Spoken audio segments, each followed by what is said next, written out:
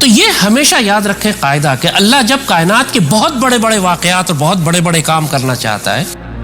تو اس زمانے میں جو اللہ کے راز ہوتے ہیں وہ راز اللہ خود اپنے پاس رکھتا ہے، اللہ کے رسول کے پاس ہوتے ہیں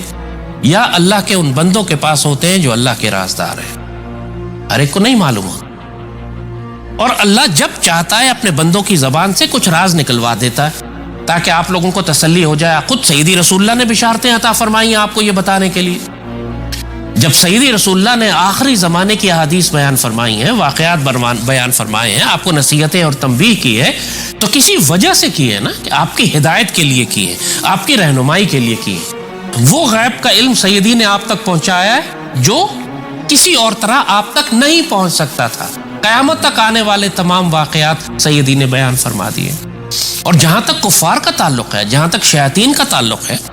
ظاہر ہے وہ بھی ہر وقت اس کوشش میں لگے رہتے ہیں کہ اللہ کے رازوں اور اللہ کی پلاننگ کو جان لیں۔ ہر وقت اس چکر میں لگے رہتے ہیں کہ کسی طرح ہمیں یہ پتا چل جائے کہ اللہ تعالیٰ کیا پلان کر رہا ہے۔ اسی لیے اللہ ان کو پردے میں بھی رکھتا ہے، اسی لیے راز میں رکھتا ہے، اسی لیے چھپا کے رکھتا ہے۔ قرآن پاک میں پورا واقعہ درج ہے اس بات کا، قرآن پاک میں پوری آیت ہے اس کے اوپر کہ یہ شیاطین اللہ کے راز لینے کے لیے آسمانوں کی جانب جاتے ہیں اور ان پر شہاب ثاقب مارے جاتے ہیں۔ یہ جو میٹیورز ہیں، جو بارش میٹیورز مارے جاتے ہیں، آپ کو لگتا ہے کہ ایک کسی پلانٹ کا کوئی ٹکڑا ٹوٹ کر ہوا میں اڑتا ہوا جا رہا ہے۔ یہ اللہ کے میزائلز ہوتے ہیں، اللہ کے کروز میزائلز ہیں، اللہ کے ہائپرسونک میزائلز ہیں، اللہ کے بیلسٹک میزائلز ہیں، جو اللہ قرآن میں فرماتا ہے کہ یہ مارے جاتے ہیں ان شیاطین کو کہ جو اللہ کے راز لینے کے لیے آسمانوں پہ جا رہے ہوتے ہیں۔ یہ شیاطین جا کے ملائکہ میں بیٹھنے کی کوشش کرتے ہوں گے، ظاہر ہے پہلے ابلیس ملائکہ میں ہی بیٹھتا تھا نا،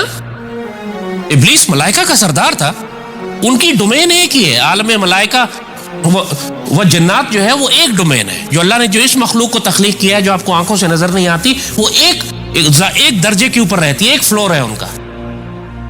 تو جہاں پہ ملائکہ بیٹھتے ہیں وہیں پہ آس پاس یہ جنات بھی جا کے وہاں سے خبریں لانے کی کوشش کرتے ہیں۔ تو اللہ پھر آسمان پر ان کو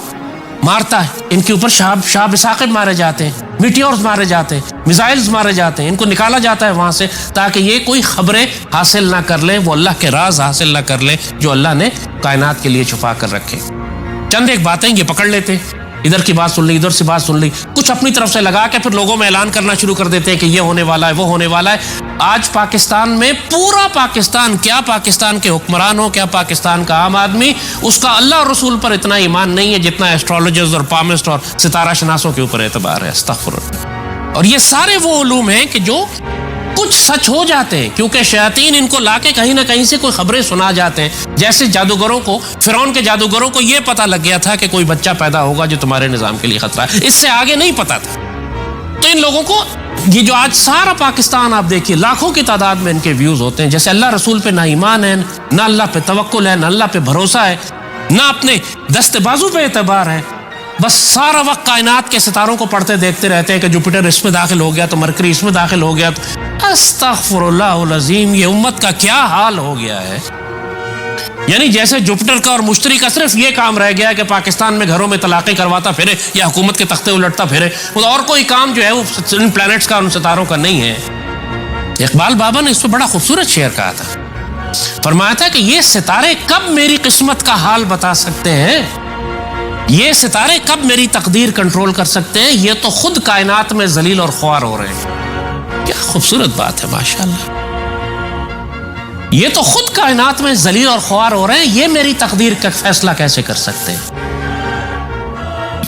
ان ستارہ شناسوں پر، ان جادوگروں پر،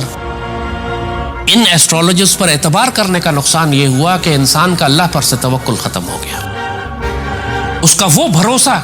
کہ میں اپنے رب سے، جو سیدی نے فرمایا کہ تقدیر کو کوئی چیز نہیں بدل سکتی سوائے دعا کی، تو یہ جو کانفیڈنس تھا مرد مومن کا، یہ جو ایک مجاہد کا اعتماد تھا اپنے رب کے اوپر، اور ایک تعلق تھا کہ کائنات کیسی بھی ہو، پوری دنیا میرے خلاف کیوں نہ ہو جائے، میرا رب میرے ساتھ ہے، اور میں اپنے رب سے وہ تعلق رکھتا ہوں کہ خدا بندے سے خود پوچھے بتا تیری رضا کیا ہے، کیا چاہتے ہو۔ یہ اعتبار ختم کر دیا اس امت کا ان ظالموں نے کہ اللہ تعالیٰ سے یہ تعلق اور محبت اور یہ مان کہ میرا رب میری بات کا انکار نہیں کرے گا۔ سیدی نے فرمایا جس کا مفہوم ہے کہ اللہ کے بعض بندے ایسے ہوتے ہیں کہ جب وہ اللہ پر کسی بات کی قسم کھا لے تو اللہ کی غیرت گوارا نہیں کرتی کہ اس قسم کو توڑ دے.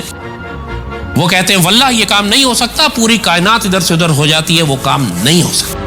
اب یہ کانفیڈنس جو بندہ مومن کا ہے, وہ جو قہاری ہے, غفاری ہے, قدوسی ہے, جبروت ہے, ہاتھ ہے مومن کا اللہ کا ہاتھ. وہ جو سیدی رسول اللہ نے جب دست مبارک سے اپنے کنکریاں اور مٹی پھینکی کافروں کی طرف, تو اللہ تعالیٰ نے قرآن میں فرمایا وما رمیت اذا رمیت ولکن اللہ رما. وہ آپ نے نہیں مارا, وہ آپ کا ہاتھ, دیکھنے میں تو آپ کا ہاتھ تھا جو دشمن پر میزائل پھینک رہا تھا, دشمن پر پتھر پھینک رہا تھا, اصل میں وہ اللہ کا ہاتھ تھا. اللہ اونرشپ لے لیتا ہے اپنے محبوب بندے کی. وہ حدیث بہت مشہور ہے کہ اللہ اس کا ہاتھ بن جاتا ہے جس سے وہ کام کرتا ہے, اللہ اس کا پاؤں بن جاتا ہے جس سے وہ چلتا ہے, اللہ اس کی آنکھیں بن جاتا ہے جس سے وہ دیکھتا ہے, اللہ اس کے کان بن جاتا ہے جس سے وہ سنتا ہے. اب سوچیں, ایک یہ لیول ہے مومن کا کہ اللہ اس کے دست بازو بنا ہوا ہے, وہ اللہ کا دست بازو ہے. اللہ اپنی تقدیر اس کی تدبیر کے ذریعے لکھتا ہے, اور جو تقدیر لکھتا ہے اپنے بندے کی درخواست پر تبدیل بھی کر دیتا ہے اس کی دعا پر. ایک یہ مقام دیکھیں بندہ مومن کا, اور ایک یہ بغیرتوں کا مقام دیکھیں کہ مشتری جو ہے وہ جوپیٹر میں داخل ہو گیا, جوپیٹر سے سیٹرن میں داخل ہو گیا, لہٰذا اب دنیا میں یہ تبدیلیاں آئیں گی اور یہ حکومت چڑھے گی اور یہ حکومت گرے گی اور اس کا ستارہ اوپر اور اس کا ستارہ نیچے. استغفر اللہ رب العالمین. وہ جو اشرف المخلوقات تھے, وہ جو سیدی رسول اللہ کی امت تھی, جس کے اشارے پر اللہ نے کائنات تبدیل کرنی تھی, وہ اس طرح ذلیل و خوار ہو رہا ہے کہ وہ جوپیٹر کے مشتری میں داخل ہونے کا انتظار کر رہا ہے. ہاتھ پہ ہاتھ دھرے منتظر فردا ہے, ہاتھ پہ ہاتھ رکھ کے انتظار کر رہا ہے کہ میری قسمت کا فیصلہ کچھ ستارے کریں گے, جو ایک ستارہ شناس بتائے گا, جو مسٹر پروفیسر صاحب وی لاگ کر کے بتائیں گے کہ میرا آنے والا وقت کیسے گزرے گا. جب انسانوں کی ذلت و رسوائی کا یہ عالم ہو تو پھر اللہ ان کو اپنا رازدار کیوں بنائے؟ اللہ اپنا رازدار تو اپنے ان بندوں کو بناتا ہے جو اللہ کو اپنا رازدار بناتا ہے.